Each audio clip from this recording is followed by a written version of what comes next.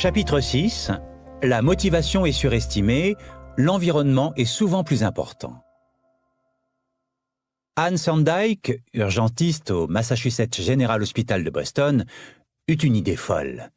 Elle pensait pouvoir améliorer les habitudes alimentaires de milliers d'employés et de visiteurs de l'hôpital sans faire appel à leur volonté ou à leur motivation.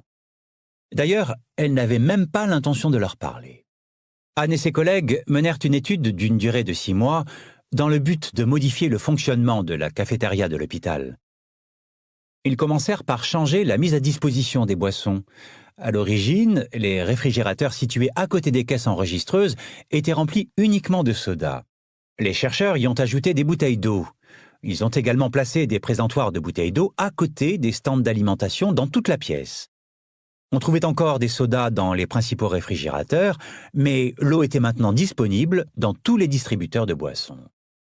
Au cours des 3 mois suivant la mise en place de la nouvelle disposition, la vente de soda à l'hôpital a diminué de 11,4%. Parallèlement, les ventes d'eau ont augmenté de 25,8%. L'équipe a effectué des ajustements similaires en obtenant des résultats similaires avec la nourriture proposée dans la cafétéria. Personne n'avait évoqué ouvertement le sujet. Les gens choisissent souvent des produits non pas à cause de leur qualité, mais à cause de leur emplacement. Si je vais dans la cuisine et que je vois une assiette de biscuits sur la table, j'en ramasse une demi-douzaine et je les mange, même si je n'y avais pas pensé auparavant et que je n'avais pas spécialement faim. Si la table commune au bureau est toujours remplie de viennoiseries et de gâteaux, il sera difficile de ne pas en prendre un de temps en temps. Vos habitudes changent en fonction de la pièce dans laquelle vous vous trouvez et des signaux qui vous sont transmis. L'environnement est la main invisible qui façonne le comportement humain. Malgré nos personnalités uniques, certains comportements ont tendance à se reproduire à plusieurs reprises dans certaines conditions environnementales. À l'église, les gens ont tendance à parler à voix basse. Dans une rue sombre, les gens se méfient et sont prudents. Ainsi, le type de changement le plus courant n'est pas interne, mais externe. Nous sommes modifiés par le monde qui nous entoure. Chaque habitude dépend du contexte. En 1936, le psychologue Kurt Lewin écrivit une équation simple qui énonçait un message fort. Le comportement est une fonction de la personne dans son environnement. L'équation de Lewin ne tarda pas à être testée en entreprise. En 1952, l'économiste Hawking Stern décrivit un phénomène qu'il baptisa achat compulsif basé sur une suggestion, Suggestion Impulse Buying, qui se déclenche lorsqu'un client voit un produit pour la première fois et en visualise le besoin. En d'autres termes, les clients achèteront occasionnellement des produits non parce qu'ils les veulent, mais en raison de leur présentation. Par exemple, les articles situés au niveau des yeux ont tendance à être achetés plus souvent que ceux qui se trouvent près du sol. Ainsi, vous trouverez des marques chères à des emplacements faciles d'accès dans les rayonnages, car elles génèrent le plus de profit alors que des marques moins chères sont cachées dans des endroits plus difficiles d'accès. Il en va de même pour les têtes de gondole qui sont situées aux extrémités des rayons. Les têtes de gondole permettent aux commerçants de gagner de l'argent, car elles sont bien en évidence là où la circulation piétonne est intense. Par exemple, 45% des ventes de Coca-Cola proviennent spécifiquement des étals en bout de rayon. Plus un produit ou service est mis en avant, plus vous aurez de chances de l'acheter. Les gens boivent de la Heineken parce que cette bière est vendue dans tous les bars et vont chez Starbucks parce qu'on en trouve à tous les coins de rue. Nous aimons penser que nous avons le contrôle sur ce que nous faisons. Si nous buvons de l'eau plutôt que du soda, nous pensons que c'est parce que nous l'avons décidé. La vérité, cependant, est que bon nombre des actions que nous entreprenons chaque jour ne sont pas influencées par nos choix, mais par l'option la plus évidente qui s'offre à nous. Chaque être vivant a ses propres méthodes pour percevoir et déchiffrer le monde. Les aigles ont une vision à distance remarquable. Les serpents peuvent sentir en goûtant l'air avec leur langue très sensible.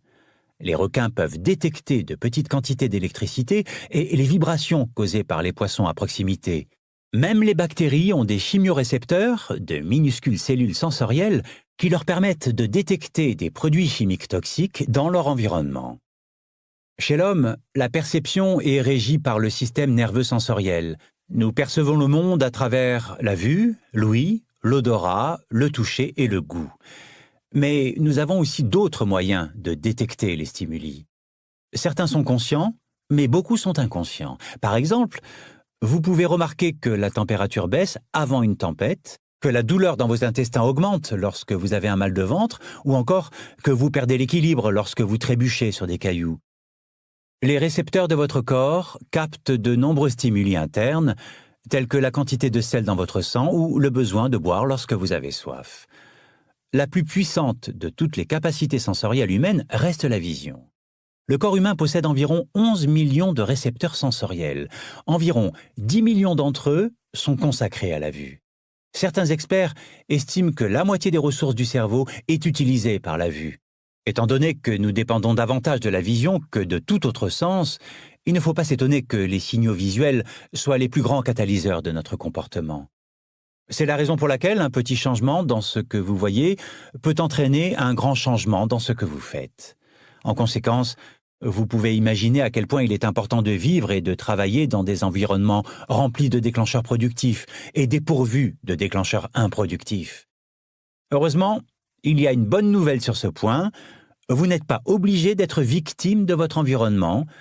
Vous pouvez aussi en être l'architecte. Comment concevoir votre environnement de réussite ? Pendant la crise du pétrole et l'embargo des années 1970, des chercheurs néerlandais accordèrent une attention particulière à la consommation d'énergie du pays. Dans une banlieue proche d'Amsterdam, ils constatèrent que certains propriétaires consommaient 30% d'énergie en moins que leurs voisins, bien que les maisons soient de taille similaire et bénéficient de l'électricité au même prix. Il s'est avéré que les maisons de ce quartier étaient presque identiques, à une exception près, l'emplacement du compteur électrique. Chez certaines, il se trouvait au sous-sol, tandis que chez d'autres, il se situait à l'étage, dans le couloir. Comme vous pouvez le deviner, les foyers équipés de compteurs bien en vue consommaient moins d'électricité. Lorsque leur consommation d'énergie était évidente et facile à suivre, les occupants changeaient de comportement. Chaque habitude est déclenchée par un signal et nous avons plus de chances de percevoir des signaux qui se démarquent. Malheureusement, les environnements dans lesquels nous vivons et travaillons ne nous incitent souvent pas à mieux nous comporter et à déclencher le comportement souhaité. Il est facile de ne pas jouer de la guitare quand elle est rangée dans le placard. Il est facile de ne pas lire un livre lorsqu'il est bien rangé sur une étagère qui se trouve dans le coin de la chambre. Il est facile de ne pas prendre vos vitamines quand elles sont au fond du placard. Lorsque les indices qui déclenchent une habitude sont subtils ou cachés, ils sont faciles à ignorer. En comparaison, la création d'indices visuels évidents peut attirer votre attention sur l'habitude souhaitée. Au début des années 1990, le personnel d'entretien de l'aéroport de Schiphol, à Amsterdam, installa un petit autocollant qui ressemblait à une mouche près du centre de chaque urinoir. Apparemment, les hommes qui utilisèrent les urinoirs visèrent ce qu'ils pensaient être un insecte. Les autocollants amélioraient leur objectif et réduisaient les éclaboussures autour des urinoirs. Une analyse plus poussée permit de déterminer que les autocollants permettaient de réduire les coûts de nettoyage des toilettes de 8% par an. J'ai expérimenté le pouvoir des signaux évidents dans ma propre vie. J'avais l'habitude d'acheter des pommes, de les mettre dans le sac en bas du réfrigérateur et de les oublier. Au moment où je m'en souvenais, les pommes étaient pourries, je ne les voyais pas, donc je ne les mangeais pas. Finalement, j'ai suivi mes propres conseils et redéfini mon environnement. J'ai acheté un grand panier et je l'ai placé au milieu du plan de travail de la cuisine. Ensuite, lorsque j'ai acheté des pommes, je les ai placées dans le panier, à l'air libre, bien visible. Presque comme par magie, j'ai commencé à manger des pommes chaque jour, simplement parce qu'elles étaient en évidence et non cachées. Voici des façons de redéfinir votre environnement et de rendre évidents les déclencheurs de vos habitudes préférées. Pour vous souvenir de prendre vos médicaments tous les soirs, placez votre flacon de pilules directement à côté du robinet dans la salle de bain. Pour jouer de la guitare plus régulièrement, placez-la au milieu du salon. Si vous souhaitez envoyer plus souvent des mots de remerciement, conservez une pile de papier à lettres sur votre bureau. Pour boire plus d'eau, remplissez quelques bouteilles d'eau chaque matin et placez-les dans des lieux de passage de la maison. Si vous voulez que l'habitude occupe une grande place dans votre vie, liez des déclencheurs aux éléments familiers de votre environnement.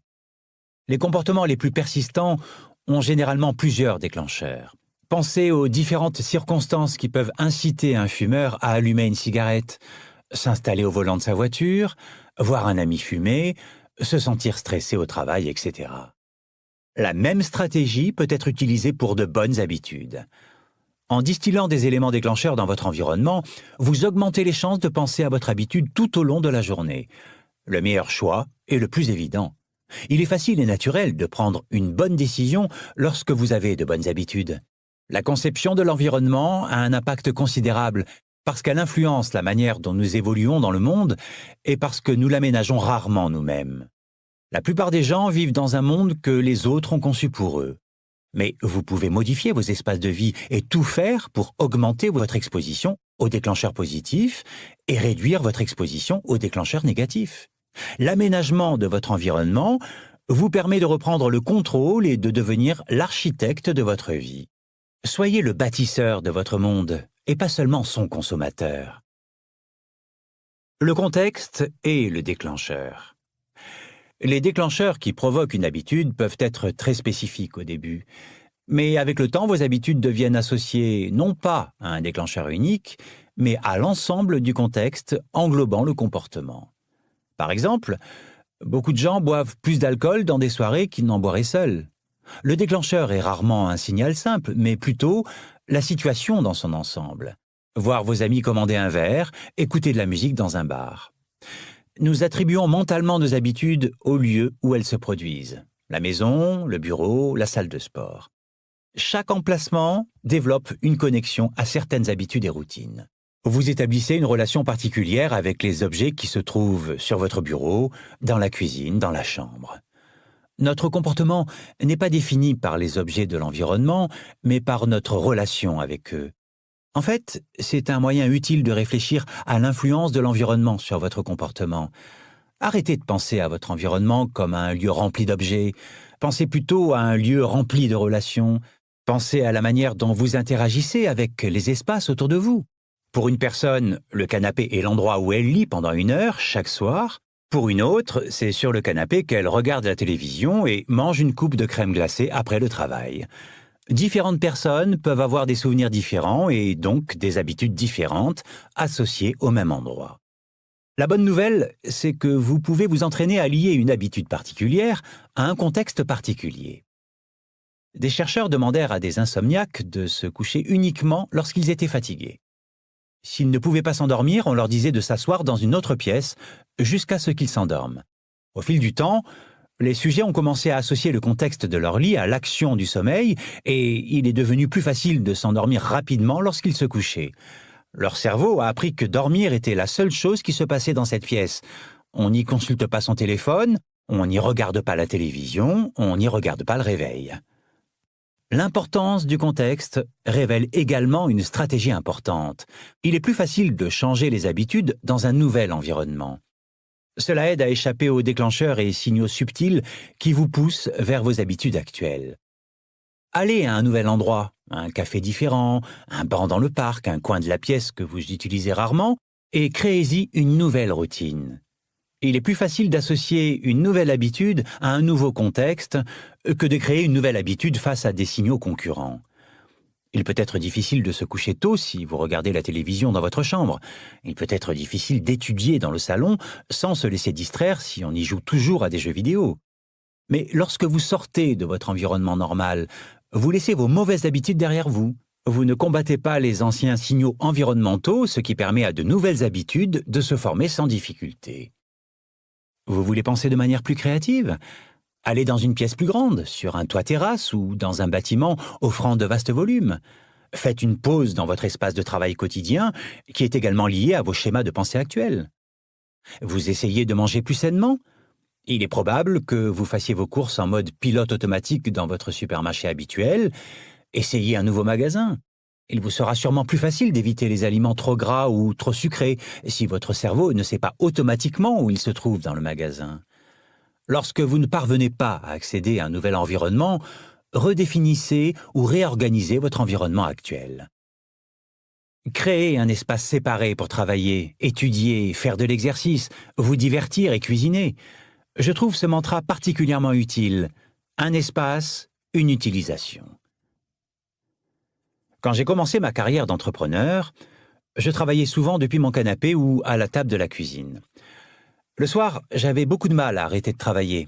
Il n'y avait pas de séparation claire entre la fin du temps de travail et le début du temps libre. La table de la cuisine était-elle mon bureau ou l'espace où je mangeais? Le canapé me permettait de me détendre ou d'envoyer des emails. Tout se passait au même endroit. Quelques années plus tard, je pouvais enfin me permettre de déménager dans une maison avec une pièce séparée pour mon bureau. Soudain, le travail se déroulait ici, dans cette pièce, et la vie personnelle se déroulait ailleurs. Il était plus facile pour moi de déconnecter le côté professionnel de mon cerveau lorsqu'il y avait une ligne de démarcation nette entre la vie professionnelle et la vie familiale. Chaque pièce avait sa propre fonction principale. La cuisine était destinée au repas, le bureau était destiné au travail. Dans la mesure du possible, évitez de mélanger le contexte d'une habitude à une autre. Lorsque vous mélangez des contextes, vous mélangez aussi les habitudes et les plus faciles à prendre gagnent généralement. C'est l'une des raisons pour lesquelles la polyvalence des technologies modernes est à la fois une force et une faiblesse. Vous pouvez utiliser votre téléphone pour toutes sortes de tâches, ce qui en fait un appareil pratique. Mais lorsque vous pouvez utiliser votre téléphone pour faire presque tout et n'importe quoi, il devient difficile de l'associer à une seule tâche. Vous voulez être productif, mais vous êtes également conditionné à surfer sur les réseaux sociaux, consulter vos emails et jouer à des jeux vidéo sur votre téléphone. C'est une avalanche de déclencheurs. Vous pensez peut-être, vous ne comprenez pas, j'habite à New York, mon appartement est minuscule, chaque pièce doit servir à plusieurs tâches. Si votre espace est limité, divisez votre pièce en zones d'activité. Une chaise pour lire, un bureau pour écrire, une table pour manger. Vous pouvez faire la même chose avec vos espaces numériques. Je connais un écrivain qui utilise son ordinateur uniquement pour écrire, sa tablette uniquement pour lire et son téléphone uniquement pour les réseaux sociaux et les textos. Chaque habitude doit avoir un support. Si vous parvenez à appliquer cette stratégie, chaque contexte sera associé à une habitude et à un mode de pensée particulier. Les habitudes se développent dans des circonstances prévisibles comme celle-ci. La mise au point vient automatiquement lorsque vous êtes assis à votre bureau. La relaxation est plus facile lorsque vous vous trouvez dans un espace prévu à cet effet. Le sommeil vient vite quand c'est la seule chose que vous avez à faire dans votre chambre à coucher. Si vous voulez des comportements stables et prévisibles, vous avez besoin d'un environnement stable et prévisible. Un environnement stable où tout a sa place et un but propre est un environnement où les habitudes peuvent facilement se mettre en place. Résumé du chapitre. De petits changements de contexte peuvent entraîner de grands changements de comportement au fil du temps. Chaque habitude est initiée par un déclencheur. Nous avons plus de chances de remarquer des déclencheurs qui se démarquent. Indiquez clairement les déclencheurs des bonnes habitudes dans votre environnement. Peu à peu, vos habitudes deviennent associées non pas à un seul déclencheur, mais à l'ensemble du contexte englobant le comportement. Le contexte devient le déclencheur. Il est plus facile de créer de nouvelles habitudes dans un nouvel environnement, car vous ne vous battez pas contre d'anciens déclencheurs.